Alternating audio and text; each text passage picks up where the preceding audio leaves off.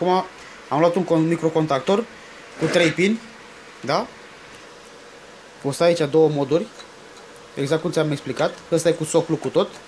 Îl poți fixa pe ușă, ori ține ușa, ori îi dă drumul. Ori când o lovește, ori când îi dă drumul, da? Bun. O să las un pic telefonul. Sper să vezi ce fac aici. Da? Am aici un papuc. Îl leg pe plot, pe comun. Văd care e comunul. La mine este jos, comunul. Hai comunul. Jos, odată. Și mai odată normal close cu normal open. Îl pui pe normal open. Prima oară. Se verifică în starea. Hai să strâng un pic papucul.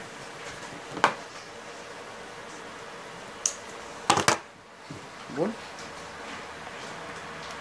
Bun. Și acum trec circuitul. O să trec circuitul plusul din sirenă prin circuit la plus. Da? Hai să pun cumva telefonul ca să și înțelegi. Stai un pic. Morții, mă. Bun. Am un fir odată. Ia, Dan, ajută-mă tu, te rog. Ca să înțelegem. Invers. Poți să-mi ții și invers. Da? Ăsta este plusul, ăsta este comunul. La tine asta ar fi borna de plus la baterie. Da? Și trec mai departe prin circuit. Bun. Acum mai prin apăsare. După cum vezi de contactorul deschis, când apeși, da? Când e pe normal open, da? Îl trece pe normal close și o să fie pe dos. Cam așa trebuie să fie pe normal open. Dacă cuplezi acum, el va suna. Mie acum ține ușa închisă, ceea ce vrei tu, ține ușa închisă, cuplezi firul, da? Iar când dă drumul la ușă, îți sună sirena, exact ce vrei tu. Deci ai două moduri, îți trebuie un contactor cu două căi, da? Îi dau drumul la ușă, sună. Îl prinde ușă, nu mai sună.